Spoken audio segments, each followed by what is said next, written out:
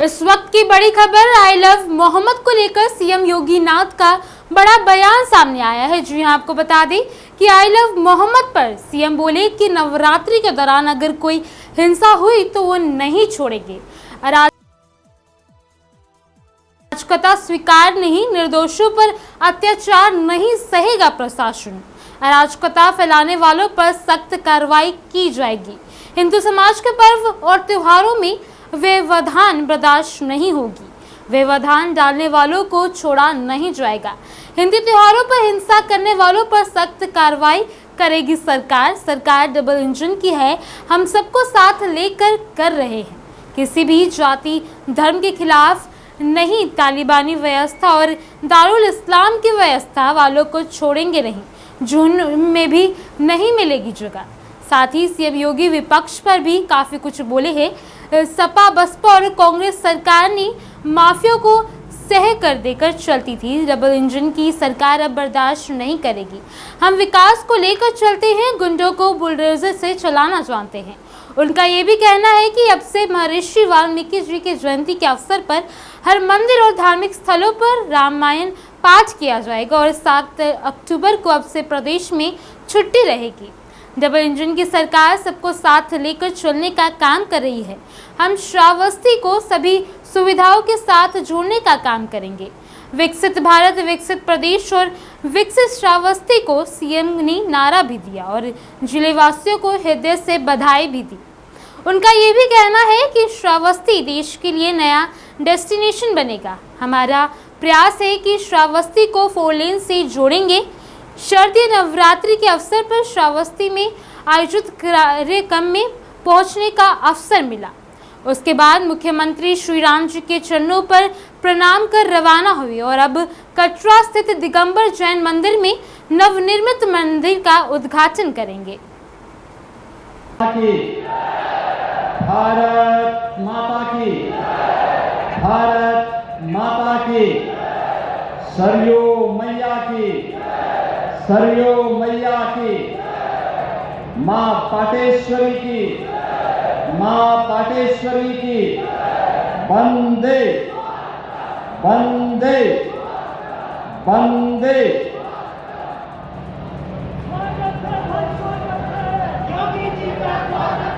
श्रावस्ती जनपद में 510 करोड़ रुपए के लोकार्पण और शिलान्यास के लिए आयोजित आज के समारोह में श्रावस्ती के जिला पंचायत अध्यक्ष, पूर्व सांसद श्री दत्तन मिश्रा जी, श्रावस्ती के लोकप्रिय विधायक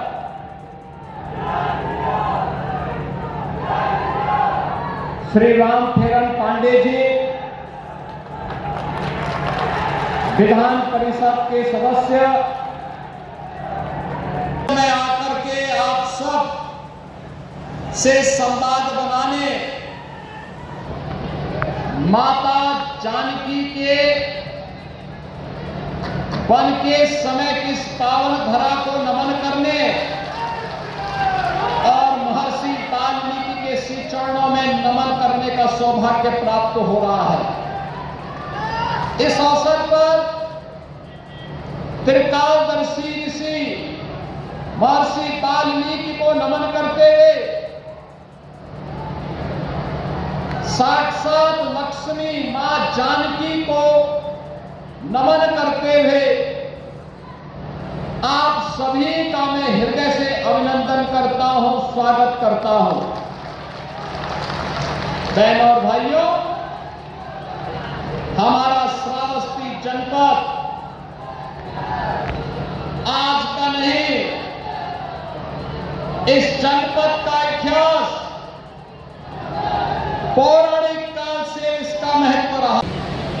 महापुरुष किसी भी परंपरा में हो, उनका सम्मान होना चाहिए। आस्था अंतःकरण का विषय है, प्रदर्शन का विषय नहीं हो सकता। जिसकी जो आस्था है अपनी आस्था के अनुसार अपने कार्यक्रमों को संपन्न करें, किसी को आपत्ति नहीं होगी। लेकिन और उमंग का समय होता है, हर हिंदू परिवार जुड़ता है, साल भर की अपनी पूंजी को इस उत्साह के साथ समाज के साथ मिल बांट करके अपनी खुशी को मनाता है। कोई हिंदू, कोई सनातन धर्मावलंबी भेदभाव नहीं करता किसी के साथ, कोई भी उसके साथ मिलकर के पर्व और त्योहार मना सकता है, कोई दिक्कत नहीं। लेकिन पर्व और त्योहारों में व्यवधान,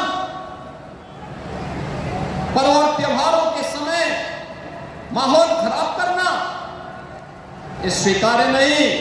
और मैं फिर कहूंगा कि अगर किसी ने सड़कों पर प्रदर्शन करके उपद्रव करने का दुस्साहस किया, और मैं ये भी कहूंगा उनको, चेतावनी दे रहा हूं उन लोगों को जो कायरों की तरह कुछ दिनों की तरह बच्चों और महिलाओं को आगे करने का काम कर रहे हैं, याद रखना इसकी भारी कीमत चुकानी पड़ेगी उनको, अगर उन्होंने किसी भी पर्व और त्योहार में व्यवधान डाला। जहां मिल रहा है ये शिक्षा से है, उच्च शिक्षा से है, सड़क से है, ब्रिजेज से है, पशुधन से भी है। जीवन के विभिन्न आयामों को समेटे हुए इन 510 करोड़ रुपए के उपहार के लिए श्रावस्ती वासियों को मैं हृदय से बधाई देता हूं, और यहां के प्रशासन से कहूंगा, जनप्रतिनिधियों से भी आग्रह करूंगा कि जल्दी से एयरपोर्ट की 8 हेक्टेयर लैंड बाकी रह गई है, इसको भी अधिग्रहण कर दीजिए। एक बड़ा एयरपोर्ट श्रावस्ती में बन जाएगा, सीधे देश और दुनिया की फ्लाइट यहीं उतरेगी। बौद्ध टूरिज्म का एक नया डेस्टिनेशन श्रावस्ती बनेगा। अयोध्या होते हुए प्रयागराज के लिए एक 4 लेन की व्यवस्था हो जाए। हमारा प्रयास है कि लखनऊ को बहराइच से हम 4 लेन के साथ जोड़ रहे हैं, और इसको हम लोग श्रावस्ती तक भी लाने के लिए मैंने उनसे कहा कि श्रावस्ती तक जाओ भी थोड़ा। भगवान राम के पुत्र लव ने बसाई है श्रावस्ती, भगवान बुद्ध ने सर्वाधिक चातुर्मास वहां किए हैं, तीर्थंकरों की भूमि है। महाराज चंद्रगुप्त मौर्य ने उत्तरवत का केंद्र बिंदु यहां श्रावस्ती को बनाया था।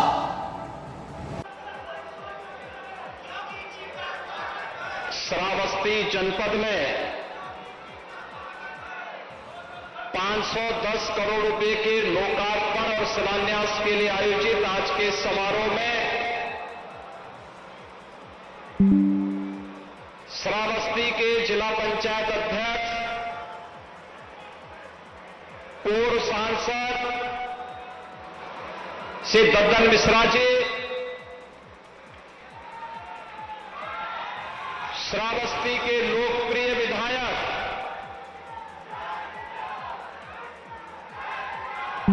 श्री रामखेरण पांडे जी,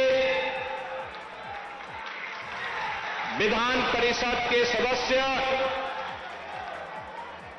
श्री साकेत मिश्रा जी, भारतीय जनता पार्टी के जिला के अध्यक्ष श्री मिश्री लाल वर्मा जी, भारतीय जनता पार्टी और अन्य संगठनों के हमारे सभी पदाधिकारीगण, भारी संख्या में आज के इस कार्यक्रम में उपस्थित श्रावस्ती के मेरे सभी उपस्थित बहन और भाइयों, ये मेरा सौभाग्य है कि शारदीय नवरात्रि के इस पावन अवसर पर आज मुझे श्रावस्ती जनपद में आकर के आप सब से संवाद बनाने,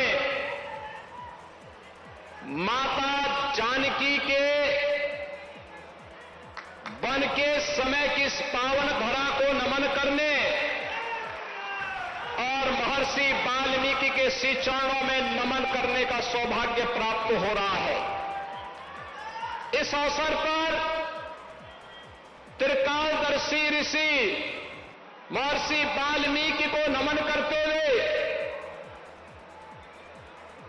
साक्षात लक्ष्मी मां जानकी को नमन करते हुए आप सभी का मैं हृदय से अभिनंदन करता हूं, स्वागत करता हूं। बहन और भाइयों,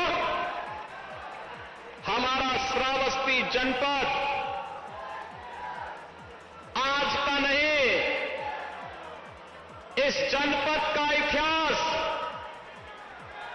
पौराणिक काल से इसका महत्व रहा है। पौराणिक काल से श्रावस्ती भगवान राम के पुत्र लव के द्वारा अपनी राजधानी बसाई गई थी इसी श्रावस्ती में। यही श्रावस्ती है जहां पर भगवान बुद्ध ने ज्ञान प्राप्त होने के उपरांत लोक कल्याण के लिए, सर्वालेख के लिए 24 से अधिक चातुर्मास व्यतीत किए थे। उनकी साधना से पवित्र हुई है ये श्रावस्ती। ये श्रावस्ती जैन तीर्थंकरों की भी पावन धरा रही है, उनकी साधना और सिद्धि की भूमि रही है। भगवान संभवनाथ इसी पावन धरा में अवतरित हुए थे और महाराज सुहेलदेव ने विदेशी आक्रांताओं को धूल चटाने का काम इसी धरती से करने का काम भी किया था।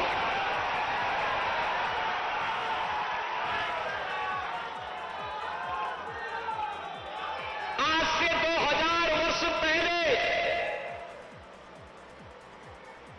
महाराज चंद्रगुप्त मौर्य के समय श्रावस्ती भारत की आर्थिक गतिविधियों का केंद्र बिंदु था। पाटलिपुत्र से लेकर के तक्षशिला तक जाने वाला उत्तर पथ, उसका एक महत्वपूर्ण केंद्र श्रावस्ती हुआ करता था।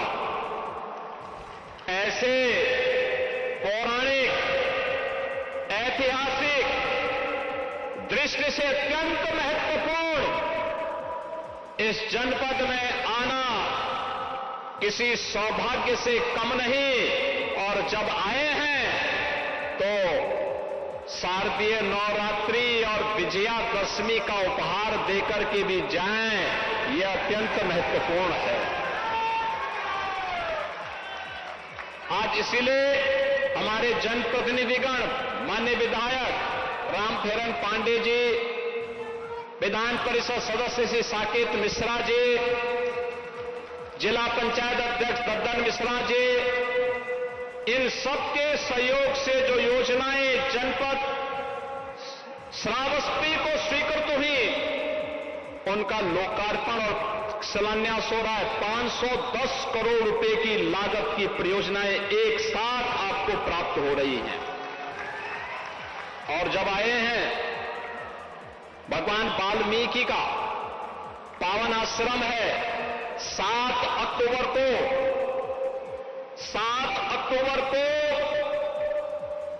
भगवान वाल्मीकि की पावन जयंती है। इस अवसर पर उन्हीं के आश्रम में हम घोषणा कर रहे हैं कि 7 अक्टूबर को हम प्रदेश में छुट्टी का दिवस रखेंगे और हर देव मंदिर में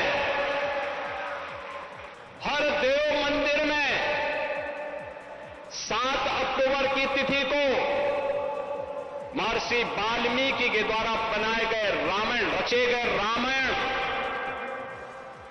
का अखंड पाठ का भी कार्यक्रम होगा, जिसको प्रदेश का पर्यटन और संस्कृति विभाग आयोजित करवाएगा। यह हमारी विरासत है। हजारों वर्ष पहले भगवान राम के बड़े पुत्र लव ने अपनी राजधानी बना करके पूरे उत्तर भारत को अभय प्रदान किया था यहां के माध्यम से। यह प्रक्रिया लगातार चलती रही। कालांतर में भगवान बुद्ध ने इसी क्षेत्र में आकर के जैतवन में अपनी साधना को आगे बढ़ाया था और उनका उंगली माल स्तूप भी आज भी श्रावस्ती में मौजूद है, जहां पर उंगली माल को उन्होंने एक सभ्य मनुष्य बना करके मानव कल्याण के मार्ग पर अग्रसर किया था। भगवान संभवनाथ की जैन तीर्थंकर, तृतीय जैन तीर्थंकर की पावन धरा भी ये रही है और अनेक तीर्थंकरों का पावन सानिध्य भी श्रावस्ती में प्राप्त हुआ है। बहनों और भाइयों, महाराज सोहेलदेव ने विदेशी आक्रांता सालार मसूद को यही की धरती पर धूल में मिटाने का, मिट्टी में मिलाने का काम किया था और इसीलिए इन सभी महापुरुषों के श्री चरणों में, तीर्थंकरों के चरणों में, भगवान बुद्ध के चरणों में, माता जानकी, लव उसके चरणों में और महर्षि वाल्मीकि के चरणों में नमन करते हुए मैं आप सबको हृदय से अभिनंदन करता हूं। एक तरफ हम विकास की प्रक्रिया के साथ प्रधानमंत्री मोदी जी के नेतृत्व में आगे बढ़ रहे हैं, नया भारत का दर्शन हो रहा है, विकास और विरासत की एक नई आभा देश के अंदर देखने को मिल रही है। आपने देखा होगा 500 वर्षों का इंतजार समाप्त करके अयोध्या में भगवान राम का भव्य मंदिर का निर्माण हो गया। लोगों को गलतफहमी थी कि ये कैसे होगा, तब भी हर सनातन धर्मावलंबी एक ही बात कहता है, एक ही कहता था, रामलला हम आएंगे, मंदिर वहीं बनाएंगे। बन गया ना मंदिर, रामलला विराजमान हो गए। अयोध्या दुनिया की सबसे सुंदरतम पर्यटन नगरी के रूप में स्थापित हो रही है और अभी 19 अक्टूबर को दीपोत्सव का भव्य आयोजन इस बार फिर से अयोध्या में होने जा रहा है। उसकी तैयारी के लिए आप भी घर घर में दीपक जलाइए। ये नए भारत का दर्शन कराता है हमें। भारतीय संस्कृति जितनी समृद्ध होगी, भारत जितना मजबूत होगा, लोक कल्याण का और वैश्विक कल्याण का मार्ग उतना ही सशक्त होगा। आज प्रधानमंत्री मोदी जी के नेतृत्व में ये नया भारत दुनिया को यही संदेश दे रहा है। लेकिन कुछ लोग हैं जिनको शांति अच्छी नहीं लगती, कल्याण अच्छा नहीं लगता,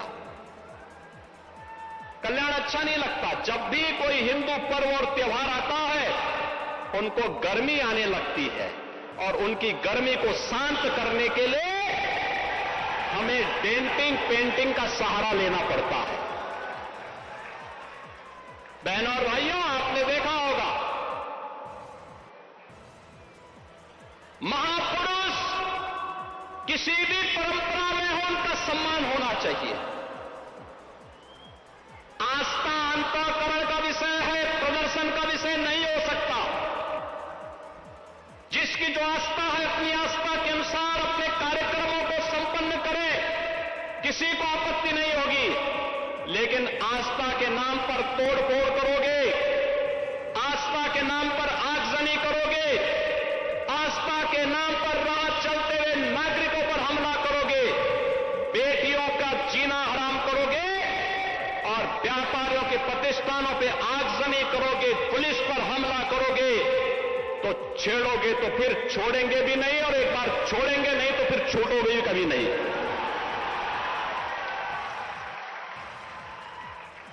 आपने देखा होगा एक तरफ इस्लाम के में कहते हैं कि हम बुत परस्ती का विरोध करते हैं, ये उनका विषय है, उनका दर्शन है, उनकी फिलॉसफी है। हम तो मूर्ति पूजक हैं, हम मूर्ति पूजक हैं, भगवान की उपासना करते हैं। साकार ब्रह्म का भी और निराकार ब्रह्म की भी उपासना सनातन धर्म की इसकी इजाजत देता हमें। और इस्लाम का अनुयायी कहता है कि हम बुत परस्ती का विरोध करते हैं, उससे वे नफरत करते हैं। और दूसरी तरफ आई लव मोहम्मद कह करके अव्यवस्था और आगजनी तोड़फोड़ का सहारा ले रहे हैं। उन्हें मालूम है ये शारदीय नवरात्रि है, विजयादशमी का पर्व है और शारदीय नवरात्रि को अगर अव्यवस्था पैदा करोगे, चंड मुंड बनकर के कार्य करोगे तो मां भगवती कभी बर्दाश्त नहीं करने वाली है। मां भगवती तो ऐसे चंड और मुंडों को रोकने का ही कार्य करती है। इसीलिए सभी सनातन धर्मावलंबी मां भगवती दुर्गा की पूजा इसीलिए करती है जिससे शक्ति अर्जित कर सके। आपका उपासना आपका विषय, अंतःकरण का विषय होना चाहिए, चौराहे पर प्रदर्शन करने का विषय नहीं होना चाहिए। और इसीलिए हम लोगों ने कहा कि धर्मस्थलों पर माइक बंद होने चाहिए, अपने परमिशंस में आप बजाइए, दूसरों का जीना हराम बंद करिए। और ये प्रतिबंध उत्तर प्रदेश में यथावत रहेगा, यथावत रहेगा। बहनों और भाइयों, अराजकता स्वीकार्य नहीं, कतई स्वीकार्य नहीं। हम सम्मान सबको देंगे, सुरक्षा सबको देंगे, लेकिन अगर किसी ने सुरक्षा के साथ खिलवाड़ करने का दुस्साहस किया, निर्दोष नागरिकों पर हमला किया, बेटी की सुरक्षा और व्यापारी के प्रतिष्ठानों में आगजनी करने का दुस्साहस किया, तो उसको ही नहीं, उसकी कई पीढ़ियों के सामने ऐसी कार्रवाई करेंगे कि उनके लिए एक नजीर बन जाएगा। ये जानते हैं कि पर्व और त्योहार, उत्साह और उमंग का समय होता है। हर हिंदू परिवार जुड़ता है, साल भर की अपनी पूंजी को इस उत्साह के साथ, समाज के साथ मिल बांट करके अपनी खुशी को मनाता है। कोई हिंदू, कोई सनातन धर्मावलंबी भेदभाव नहीं करता किसी के साथ, कोई भी उसके साथ मिलकर के पर्व और त्योहार मना सकता है, कोई दिक्कत नहीं। लेकिन पर्व और त्योहारों में व्यवधान, पर्व और त्योहारों के समय माहौल खराब करना, ये स्वीकार्य नहीं। और मैं फिर कहूंगा कि अगर किसी ने सड़कों पर प्रदर्शन करके उपद्रव करने का दुस्साहस किया, और मैं ये भी कहूंगा उनको, उन चेतावनी दे रहा हूं उन लोगों को जो कायरों की तरह, बुज़दिलों की तरह बच्चों और महिलाओं को आगे करने का काम कर रहे हैं। याद रखना, इसकी भारी कीमत चुकानी पड़ेगी उनको, अगर उन्होंने किसी भी पर्व और त्योहार में व्यवधान डालने का काम किया तो। एक और एक डबल इंजन की सरकार विकास करा रही है। आपने देखा होगा मंच पर भी हमने हर जाति, हर समुदाय के लोगों को यहां पर सरकार की कल्याणकारी योजनाओं के साथ जोड़ने का काम किया है। कोई भेदभाव नहीं किया, कोई भेदभाव नहीं किया। अनुसूचित जाति के भी थे, पिछड़ी जाति के भी थे, ब्राह्मण भी थे। हर एक को सुविधा मिलनी चाहिए, सम्मान मिलना चाहिए, संरक्षण मिलना चाहिए।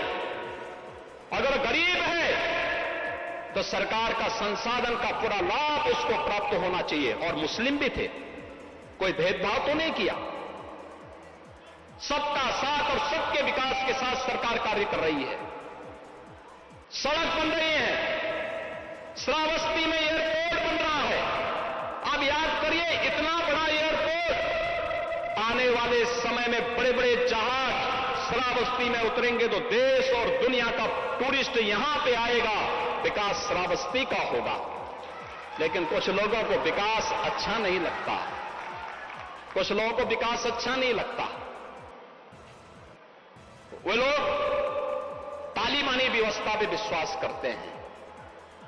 वे लोग आज भी दारुल इस्लाम में विश्वास करते हैं। आज भी मैं उनसे कहना चाहता हूं, ये तालिबानी व्यवस्था और यह दारुल इस्लाम की उनकी मंशा उनको जन्नत में भी पूरी नहीं होने वाली है, जहन्नुम में उससे पहले उनको जाना पड़ेगा। भूल गए लोग, ये नया उत्तर प्रदेश है, नया भारत का उत्तर प्रदेश। अगर यह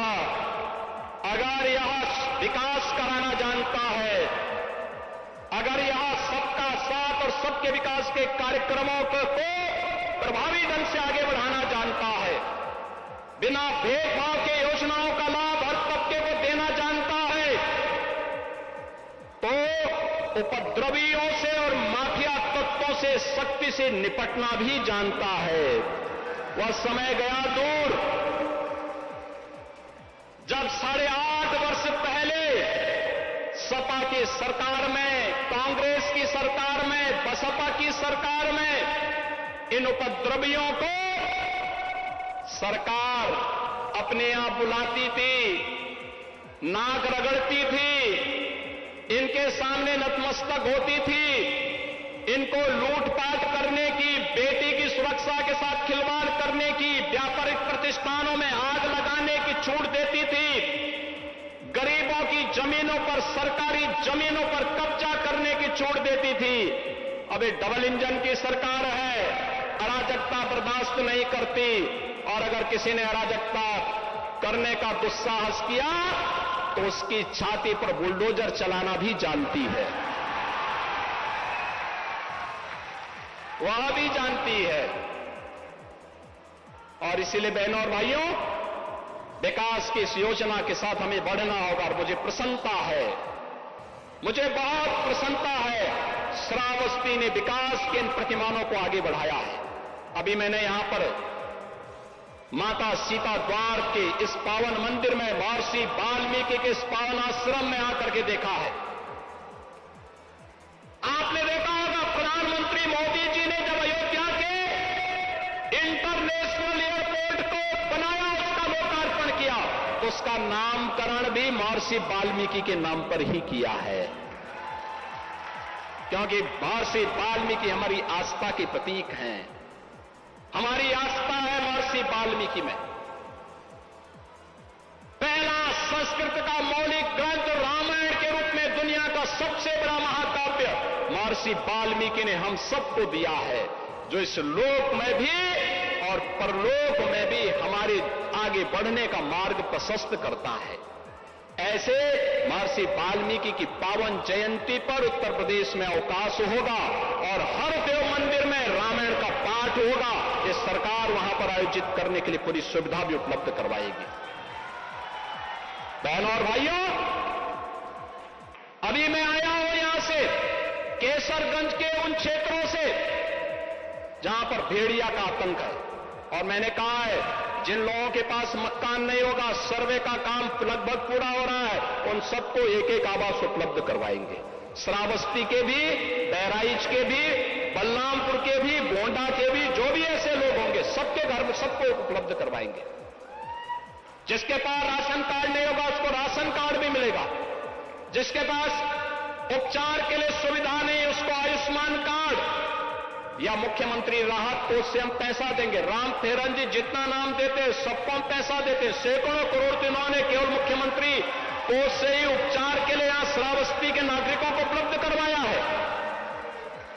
श्रावस्ती से हमने फ्लाइट चलाई थी तो राम फेरन जी ने यहां से तमाम कार्यकर्ताओं को उस यात्रा में अपने साथ सहभागी बना करके वायु दर्शन भी कराया था, कैसे हवा में उड़ा जाता है, यह भी देखने को हमने देखा है।